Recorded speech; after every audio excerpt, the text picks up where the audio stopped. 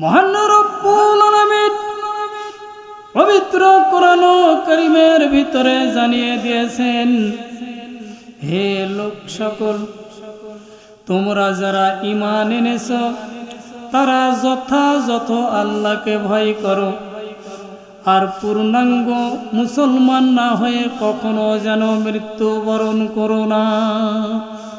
আল্লাহ তাআলা মানুষকে অবগত করছেন যে আল্লাহকে ভয় করতে হবে যথাযথ, যতটুকু ভয় করার ততটুকুই ভয় করতে হবে। যদি ভয় করাই কমতি থাকে তাহলে সে সফলতা লাভ করতে পারবে না। কোন নারী পুরুষ স্ত্রী যদি স্বামীকে ভয় না করে তাহলে যেমন সেই সংসারে শান্তি আসে না, যদি কোনো স্ত্রী স্বামীকে যদি ভয় না করে তাহলে তার পরক্রিয়া করতে একটু বাধা সৃষ্টি হবে না। স্বামী যদি স্ত্রীকে ভয় না করে সেও কিন্তু পরক্রিয়া করতে একটু বাধা সৃষ্টি হবে না। উভয় পক্ষে দুইজনের ভিতরে দুইজনের যদি ভয় থাকে তাহলে সেই সংসারে আল্লাহর শান্তি বর্ষিত হবে। কিসের জন্য? যে স্বামী স্ত্রী দুইজন দুইজনকে ভয়ে তারা অশ্লীল কাজে নিয়োজিত হবে না, আর যখনই হবে না তখন শান্তি বর্ষিত হবে। তদ্রূপ আল্লাহ হচ্ছে আমাদের মালিক। আল্লাহকে যদি এই মানুষ নারী পুরুষ সবাই মিলে পরিপূর্ণভাবে যদি ভয় করে তাহলে তার দ্বারাই কখনো খারাপ অশ্লীল কাজ হবে না, আর যখনই হবে না তখন সে একজন বেহেশতি মানুষ হয়ে যাবে বলে সুবহানাল্লাহ। তাই যদি কোনো মানুষের ভিতরে আল্লাহর ভয় থাকে তাহলে আল্লাহর হুকুম নামাজ থেকে সে কখনো বিরত থাকতে পারবে না। মহান রব্বুল আলামিন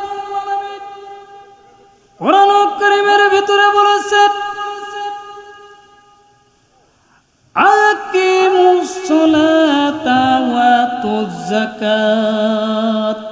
আল্লাহ তাআলা কোরআন কারীমের ভিতরে জানিয়ে দিয়েছেন, তোমরা নামাজ পড়ো এবং তোমরা যাকাত প্রদান করো। কোনো মানুষের ভিতরে আল্লাহর ভয় যদি থাকে তাহলে সে কখনো নামাজ থেকে বিরত থাকতে পারবে না। নামাজ আল্লাহর হুকুম, পরিপূর্ণভাবে সে আল্লাহর হুকুম মানবে এবং পালন করবে। আর নামাজ যখনই পড়বে তখনই সে একজন নিষ্পাপ মানুষ হতে পারবে এবং সফলতা লাভ করতে পারবে। আর যখনই নামাজ থেকে বিরত থাকবে, আল্লাহকে থেকে ভয় করবে না, ওই মানুষ ক্ষতিগ্রস্ত হয়ে যাবে। তাই নামাজ মানুষকে কেমন সফলতা নিয়ে আসে, আল্লাহকে ভয় করলে কেমন সফলতা লাভ করা যায়।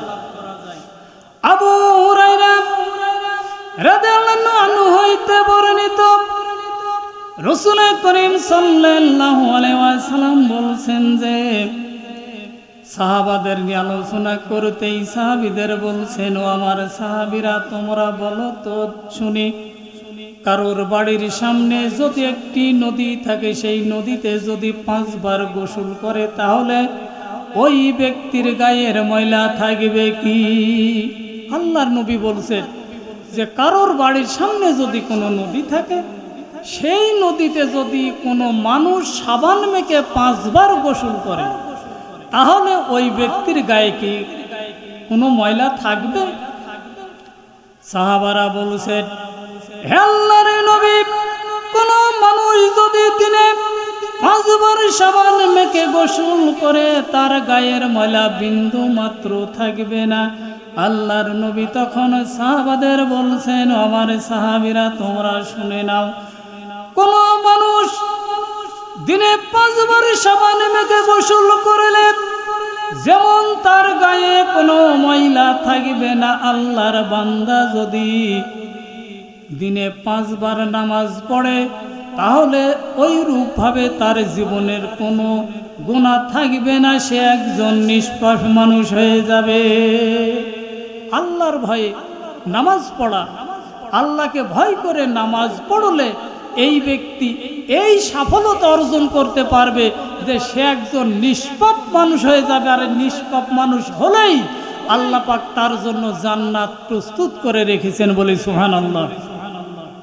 তাই শুধু তাই নয়, নামাজ যখন পড়া লাগিবে, এই নামাজ পড়ার জন্য পবিত্রতা অর্জন করার প্রয়োজন আছে। রাসূল করিম সাল্লাল্লাহু আলাইহি ওয়াসাল্লাম বলেছেন, আত-তুহুরু মিফতাহুস সালাত, নামাজ পবিত্রতা হচ্ছে নামাজের চাবি। যখনই কোনো মানুষ নামাজ পড়বে, নামাজ পড়তে হলেই তার পবিত্রতার দরকার আছে, পবিত্রতার প্রয়োজন আছে। আর যখনই পবিত্রতা অর্জন করার জন্য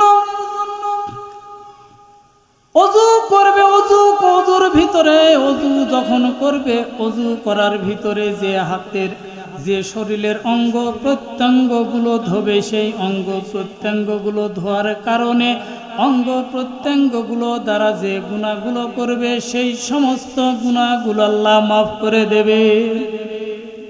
আল্লাহকে ভয় করার কারণেই সফলতা লাভ আসবে। কিভাবে? নামাজ পড়লে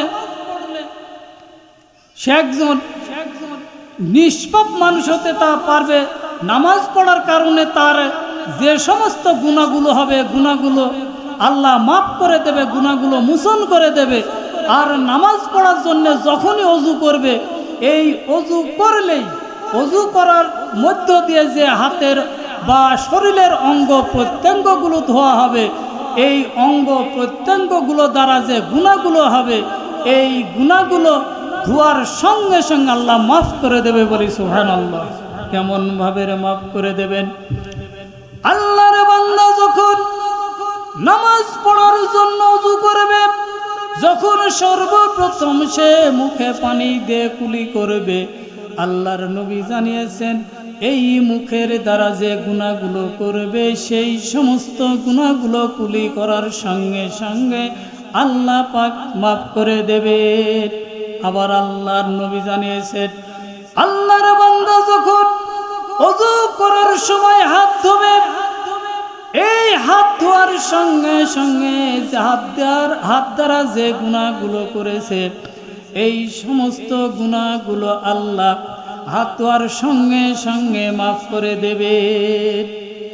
শুধু তাই নয়, এই আল্লাহর বান্দা যখন ওযু করার সময় পা ধোবে, আল্লাহর নবী জানিয়েছেন পা ধোয়ার সঙ্গে সঙ্গে আল্লাহ পাক এই পা দ্বারা যে গুনাহগুলো করেছে, সেই গুনাহগুলো আল্লাহ মাফ করে দেবে। তাহলে এখানে যখনই একজন মানুষ আল্লাহর ভয়ে, আল্লাহ নামাজ হুকুম করেছেন, 5 ওয়াক্ত নামাজ আল্লাহ নির্দেশ দিয়েছেন, যখন এই 5 ওয়াক্ত নামাজ আল্লাহর ভয়ে আল্লাহর হুকুমে পড়বে বা আমল করবে, ওই ব্যক্তি এই সফলতা লাভ করতে পারবে যে তার জীবনের গুনাহ আল্লাহ মাফ করে দেবেন, বলি সুবহানাল্লাহ। আল্লাহর শুধু তাই নয়, মহান রব্বুল আলামিন এই মানুষের জন্য যে হুকুমগুলো করেছে, আল্লাহর বান্দা যদি আল্লাহর সেই হুকুমগুলো পালন করে, হুকুমগুলো মানে, আল্লাহর ভয়ে যদি আল্লাহর বিধানগুলো মেনে চলে, তাহলে আল্লাহ পাক তার উপর সন্তুষ্ট থাকেন। আর তার উপর যখন সন্তুষ্ট থাকবেন, তাকে একজন বেহেশতি মানুষে পরিণত করে দেবে। শুধু তাই নয়, যদি আল্লাহর কোনো বান্দার ভিতরে যদি কোনো ভয় থেকে থাকে, আল্লাহর ভয় যদি থাকে, তাহলে ওই বান্দা কখনো আল্লাহ পাক যে 1 মাস রোজা ফরজ করেছেন, 1 মাস হুকুম করেছেন, আল্লাহর কোনো বান্দা কখনোই রোজা থেকে বিরত থাকতে পারবে না। যে আল্লাহকে ভয় করে এই মানুষ, আল্লাহ যে 1 মাস রোজা নির্দেশ দিয়েছেন, ফরজ করেছেন, যদি আল্লাহর ভয় ভিতরে থেকে থাকে, তাহলে যত কষ্ট হোক না কেন সে কখনো এই রোজাই থেকে বিরত থাকতে পারবে না। 1 মাস রোজা অবশ্যই সে পালন করবে, তার ভিতরে যদি আল্লাহর ভয় থেকে থাকে। আর আল্লাহর ভয়ে যখনই সে 1 মাস রোজা করবে, 1 মাস সিয়াম সাধনার মধ্য দিয়ে কাটাবে, ওই ব্যক্তি একজন জান্নাতি মানুষ হয়ে যাবে। আর জান্নাতি মানুষ হওয়া এটাই হচ্ছে আমাদের সফলতা। মহান রব্বুল আলামিন কোরআন কারীমের ভিতরে জানিয়ে দিয়েছেন, কুতিবা আলাইকুমুস সিয়ামু কুতিবা আলাল্লাযীনা ক্বাবলিকুম লাআল্লাকুম তাত্তাকুন। আল্লাহ তাআলা কোরআন কারীমের ভিতরে জানিয়ে দিয়েছেন যে তোমাদের উপর 1 মাস রোজা ফরজ করা হলো, যেমন ফরজ করা হয়েছিল তোমাদের পূর্ববর্তী গণের উপর। আল্লাহ তাআলা 1 মাস রোজা থাকার নির্দেশ দিয়েছেন। এখন কোনো ব্যক্তি, আল্লাহর কোনো বান্দা যদি রোজায় না থাকে তাহলে তার জন্য শাস্তি। আল্লাহর কোনো বান্দা যদি মনে করে যে আল্লাহ পাক আমাকে শাস্তি দেবে যদি আমি এই রোজার মাসটাই আমি রোজার মধ্য দিয়ে না কাটাই, আর যখনই আল্লাহর ভয়ে 1 মাস রোজা থাকবে, ওই ব্যক্তি একজন বেহেশতি মানুষ হিসাবে পরিগণিত হয়ে যাবে। কেমন ভাবে? আল্লাহর নবী মুহাম্মদুর রাসূলুল্লাহ সাল্লাল্লাহু আলাইহি ওয়াসাল্লাম জানিয়েছেন, আল্লাহর কোন বান্দা যদি 1 মাস রোজা করে, আল্লাহর ভয়ে সিয়াম সাধনার মধ্য দিয়ে কাটায়, তাহলে ওই ব্যক্তি 1 মাস পরে যখন ঈদের নামাজ পড়বে, ঈদের নামাজ পড়ে যখন বাহির হবে, আল্লাহর নবী জানিয়েছেন কোন দুনিয়ার বুকে একজন শিশু যেমন মায়ের কোলে জন্মগ্রহণ করে, যেমন কোনো পাপ থাকে না, নিষ্পাপ হয়ে জন্মগ্রহণ করে, ওই ব্যক্তি সেই শিশু মাসুম বাচ্চার মতো একজন নিষ্পাপ হয়ে ঈদগাহ মাঠে থেকে বাইর হয়ে আসবে। তাহলে 1 মাস রোজা যখনই থাকবে তাহলে সে একজন নিষ্পাপ মানুষ হতে পারবে। নিষ্পাপ মানুষ হয়ে সে ঈদগাহ মাঠে থেকে বাহির হয়ে আসবে। কিসের জন্য? 1 মাস রোজায় থাকার কারণে। আল্লাহর ভয়ে সে যখনই রোজায় থেকেছে, আল্লাহকে ভয় করার কারণে সে একজন নিষ্পাপ মানুষ হতে পারবে। আর যখনই নিষ্পাপ হয়ে যাবে তখনই সে সফলতা লাভ করবে। তাই আমি এইটুকু অবগত করছি মানুষকে যে আল্লাহ পাক এই আয়াতের ভিতরে এইটুকু জানিয়েছেন যে কোনো মানুষ যদি আল্লাহকে ভয় করে, পরিপূর্ণভাবে ভয় করে, তাহলে ওই ব্যক্তি সফলতা লাভ করবে। আল্লাহ পাকে উপদেশটা কুরআন কারীমের ভিতরে দিয়েছেন। যদি মানুষ আমল করে আর মানুষ যদি মেনে নেয় তাহলে অবশ্যই সফলতা লাভ করতে পারবে। আর যদি আমল না করে, আল্লাহর হুকুম যদি না মানে, আল্লাহকে যদি ভয় না করে, তাহলে ওই ব্যক্তি ক্ষতিগ্রস্ত হবেই হবে, কোনো সন্দেহ নাই। সে একজন জাহান্নামী মানুষে পরিণত হয়ে যাবে। তাই আমাদের প্রত্যেকটি মানুষকেই যা করতে হবে আল্লাহর ভয়।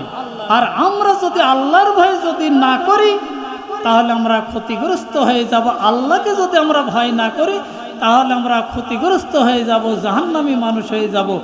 এই জন্য আমাদের প্রত্যেকটি কাজ করতে হবে আল্লাহকে সন্তুষ্টির জন্য, আল্লাহর ভয়ে। আর যদি আমরা না করি তাহলে ক্ষতিগ্রস্ত হয়ে যাব। আল্লাহর কোন বান্দার ভিতরে আল্লাহর ভয় যদি থাকে তাহলে ওই ব্যক্তি কখনো জিনায় লিপ্ত হতে পারবে না। আল্লাহর ভয় যদি থেকে থাকে তাহলে কোনো ব্যক্তি কখনো ঘুষ খেতে পারবে না। আল্লাহর ভয় যদি মানুষের ভিতরে থাকে তাহলে সে কখনো জিনার নিকটবর্তীও হতে পারবে না।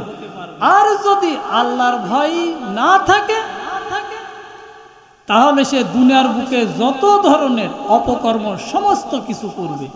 তাই এখানে সর্বক্ষণের জন্য আমাদের মনের ভিতরে এটাই নিতে হবে যে আল্লাহকে ভয় করতে হবে। যদি আল্লাহকে ভয় করা যায় তাহলে সে অবশ্যই সফলতা লাভ করতে পারবে।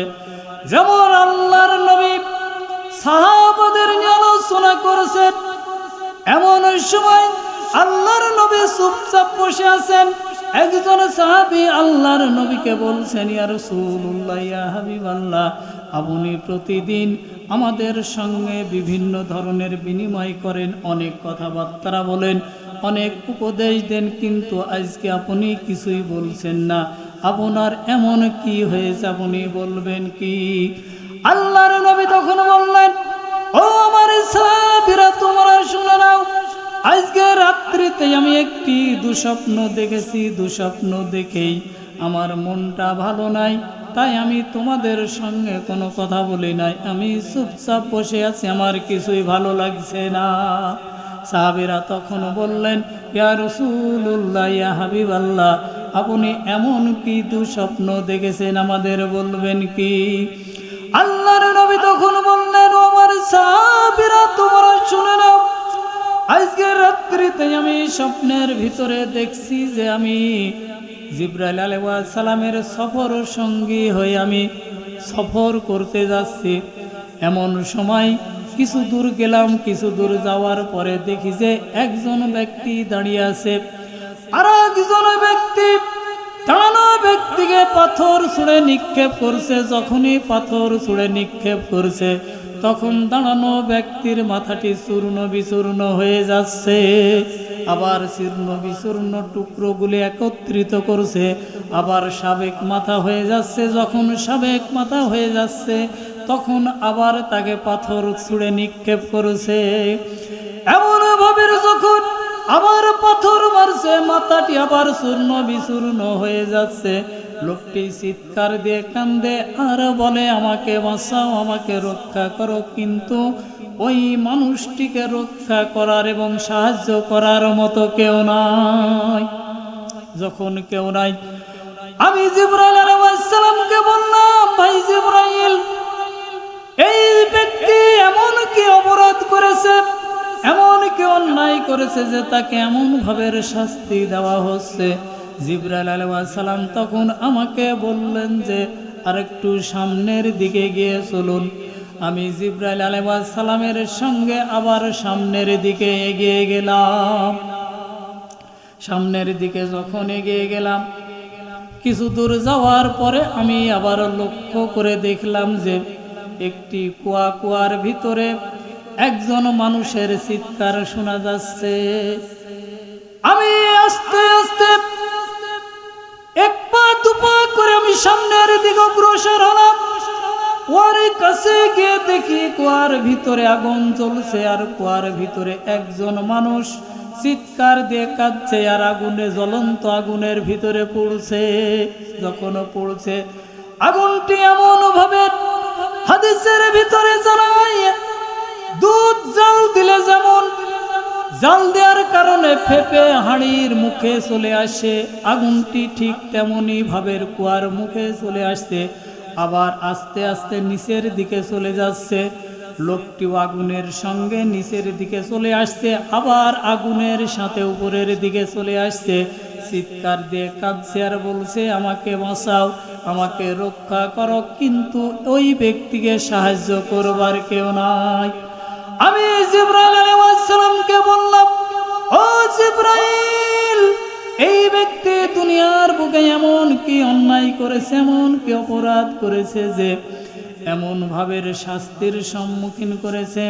জিবরাইল আলাইহিস সালাম আমাকে বললেন, আরেকটু সামনের দিকে গিয়ে চলুন। আমি আবার জিবরাইল আলাইহিস সালামের কথা মতো সামনের দিকে চললাম। আবার কিছু দূর যখন চলে গেলাম, কিছু দূর যাওয়ার পরে আমি লক্ষ্য করে দেখলাম যে নদীর উপকূলে একজন দাঁড়ানো ব্যক্তি পাথর হাতে নিয়ে দাঁড়িয়ে আছে, আর একজন ব্যক্তি পানির ভিতরে হাবুডুবু খাচ্ছে।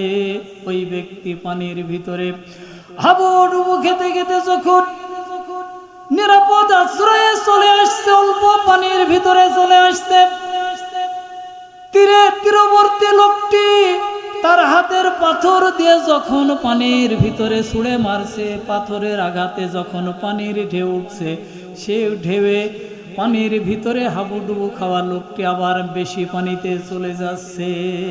এমনই ভাবের পানির ভিতরে হাবুডুবু খাচ্ছে আর চিৎকার দিয়ে কান্দে আর বলে, আমাকে কে আছো, বাঁচাও, আমাকে সাহায্য করো। কিন্তু ওই ব্যক্তিকে সাহায্য করবার কেউ নাই। আমি জিবরাইল আলাইহিস সালামকে বললাম, ও ভাই জিবরাইল, এই ব্যক্তি দুনিয়ার বুকে এমন কি অপরাধ করেছে, অন্যায় করেছে, যেমন শাস্তি দেওয়া হচ্ছে। জিবরাইল আলাইহিস সালাম তখন আমাকে বললেন, হে আল্লাহর নবী, এবার আপনি শুনুন। এমন কথা বলে আল্লাহর নবী তখন বলছে, জিবরাইল আলাইহিস সালাম আমাকে তখন বলতে শুরু করলেন যে সর্বপ্রথম আপনি যে মানুষটিকে মাথায় পাথর নিক্ষেপ করতে দেখলেন, পাথরের আঘাতে মাথাটি চূর্ণ বিচূর্ণ হয়ে যাচ্ছে, আবার তাকে পাথর মারা হচ্ছে, সে চিৎকার দিয়ে কান্দে, কিন্তু তাকে কেউ সাহায্য করে না। জিবরাইল আলাইহিস সালাম আল্লাহর নবীকে বলছেন, ওই ব্যক্তি দুনিয়ার বুকে এমন ভাবের গুনাহ করেছিল যে ওই ব্যক্তি আল্লাহর কালাম জানতো, শিখেছিল, আল্লাহর কালাম অর্জন করেছিল, আল্লাহর কালাম দ্বারা সে জ্ঞান অর্জন করেছিল, কিন্তু সেই আল্লাহর কালামটি সে অর্জন করার পরেও আমল করে নাই, নিজের ভিতরে রেখেছিল, কাউকে প্রকাশ করে নাই।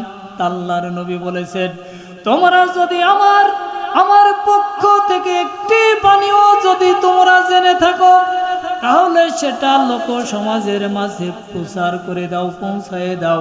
আর কোনো ব্যক্তি যদি আল্লাহর জ্ঞান অর্জন করে, আল্লাহর কালাম অর্জন করার পরেও যদি নিজের ভিতরে সীমাবদ্ধ রেখে কাউকে যদি না জানায়, কাউকে যদি না বলে, যদি মানুষকে উপদেশ না দেয়, আল্লাহর মনোনীত দ্বীন ইসলাম প্রচারের কাজে যদি নিয়োজিত না থাকে, আল্লাহর কালাম শেখার পরেও সেটা যদি মানুষকে অবগত না করে, তাহলে আল্লাহর নবী জানিয়েছেন এমনই ভাবে তাকে শাস্তি দেওয়া হবে, শাস্তি থেকে সে বাঁচতে পারবে না।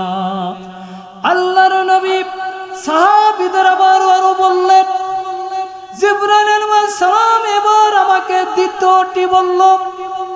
জিবরাইল আলাইহিস সালাম বললেন যে, হে আল্লাহর নবী, আপনি জেনে নিন, আপনি কুয়ার ভিতরে দেখলেন একজন মানুষ চিৎকার দিয়ে কান্দে আর জ্বলন্ত আগুনের ভিতরে পড়ছে। আপনি কি জানেন এই ব্যক্তি দুনিয়ার বুকে কি অন্যায় করেছে? আল্লাহর নবী জিবরাইল আলাইহিস সালামকে জিজ্ঞাসা করলেন। জিবরাইল আলাইহিস সালাম আল্লাহর নবীকে বললেন, হে আল্লাহর নবী, আল্লাহর এই বান্দা দুনিয়ার বুকে জিনা করেছিল, আর জিনাটি আল্লাহ পাক নিষেধ করেছিল। জিনা হচ্ছে কবিরা গুনাহ। আল্লাহ পাক বলেছেন, তোমরা খবরদার কখনো যেন জিনার নিকটবর্তী হবে না। এই ব্যক্তি দুনিয়ার বুকে জিনা করার কারণে আল্লাহ পাক এই মানুষটিকে এমন শাস্তির সম্মুখীন করেছে। তাই আল্লাহ তাআলা আমাদের যে কঠিন শাস্তির ব্যবস্থা করেছে, এই শাস্তি থেকে যদি বাঁচতে হয় তাহলে আমাদের ভিতরে আল্লাহর ভয় থাকতে হবে। তাই কোনো ব্যক্তির ভিতরে যদি আল্লাহর ভয় থেকে থাকে, তাহলে জেনার যে শাস্তি, কঠিন ভয়াবহ শাস্তি, এই শাস্তির ভয় করে সে কখনো জেনার সম্মুখীন হবে না। আর যখনই আল্লাহর ভয়ে জেনাই থেকে বিরত থাকবে, ওই ব্যক্তি কিন্তু সফলতা লাভ করতে পারবে। আর যদি জেনাই থেকে বিরত না হয়, তাহলে ওই ব্যক্তিকে কঠিন শাস্তির সম্মুখীন হতে হবে, জ্বলন্ত আগুনের ভিতরে জ্বলতে হবে। আল্লাহ পাক আরো মানুষকে অবগত দিয়েছেন। আল্লাহর নবী তখন বলছেন, জিবরাইল আলাইহিস সালাম শেষের তৃতীয়টির কথা বললেন। তৃতীয় ঘটনাটি বললেন যে এই ব্যক্তি নদীর ভিতরে হাবুডুবু খাচ্ছে কেন? জিবরাইল আলাইহিস সালাম তখন আল্লাহর নবীকে বললেন, হে আল্লাহর নবী, এই ব্যক্তি দুনিয়ার বুকে ঘুষ খেয়েছিল। ঘুষ খাওয়ার কারণে আল্লাহ পাক একে এমন শাস্তির সম্মুখীন করেছে। কারণ ঘুষটা হচ্ছে আল্লাহর পক্ষ থেকে সম্পূর্ণ নিষেধ। আর এই ঘুষেই পরিবেশকে দূষিত করে, এই ঘুষেই মানুষকে ক্ষতিগ্রস্ত করে। যার জন্য আল্লাহ পাক ঘুষ নিষেধ করেছেন। আর ঘুষ খাওয়ার কারণে এই ব্যক্তির জন্য আল্লাহ পাক এমন শাস্তির ব্যবস্থা করেছেন যে নদীর ভিতরে ডুবছে আর উঠছে, ডুবছে আর উঠছে, এই হাবুডুবু খাচ্ছে, এই শাস্তি তাকে তার অবিরত চলতে থাকবে। তাই কোনো ব্যক্তির ভিতরে যদি আল্লাহর ভয় থেকে থাকে তাহলে সে কখনো ঘুষ খেতে পারবে না, ঘুষ থেকে সে বিরত থাকবে। আর এই ঘুষ মানুষকে এমন একটি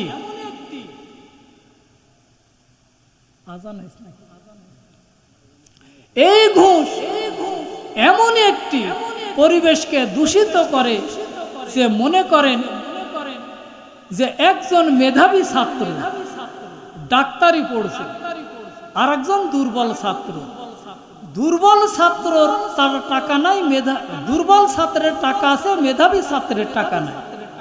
এখন দেখা যাচ্ছে যে কোনো হসপিটালে যদি ডাক্তার নিয়োগ দেয় তাহলে দেখা যাচ্ছে যে মেধাবী ছাত্র এ ভাইবা ইন্টারনি সব জায়গাতেই টিকেছে, রিটেনে টিকেছে, ভাইবাতে টিকেছে, কিন্তু তার টাকা নাই।